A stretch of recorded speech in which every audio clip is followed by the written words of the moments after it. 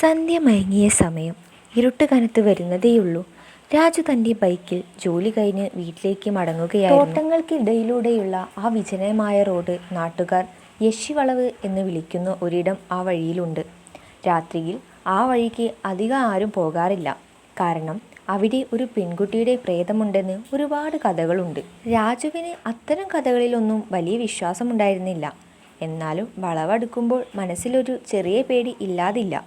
വളവ് തിരിഞ്ഞതും ബൈക്കിൻ്റെ ഹെഡ്ലൈറ്റിൽ അവൻ ഒരാളെ കണ്ടു. വെള്ള വസ്ത്രം ധരിച്ച ഒരു യുവതി. റോഡിൻ്റെ ഓരത്ത് അവൾ കൈ കാണിച്ചു നിന്നു. ബൈക്ക് നിർത്തിയപ്പോൾ അവൻ ചോദിച്ചു, എവിടേക്കാ പോകേണ്ടത്? അവൾ പതിഞ്ഞ സ്വരത്തിൽ പറഞ്ഞു, അപ്പുറത്തെ കവലയിൽ ഇറക്കാമോ? ഞാൻ കുറച്ചും ദൂരം ഒറ്റയ്ക്ക് നടന്നു. അവളുടെ മുഖം മുടികൊണ്ട് വ്യക്തമായി കാണാൻ സാധിക്കുന്നില്ലായിരുന്നു. അവന് അല്പം അമ്പരപ്പ് തോന്നി. ഈ നേരത്ത് ഈ വിജനമായ സ്ഥലത്ത് ഈ പെൺകുട്ടി തനിച്ചോ? എങ്കിലും സംശയം മറച്ചു വെച്ച് അവൻ അവളോട് കയറാൻ പറഞ്ഞു. അവർ യാത്ര തുടർന്നു.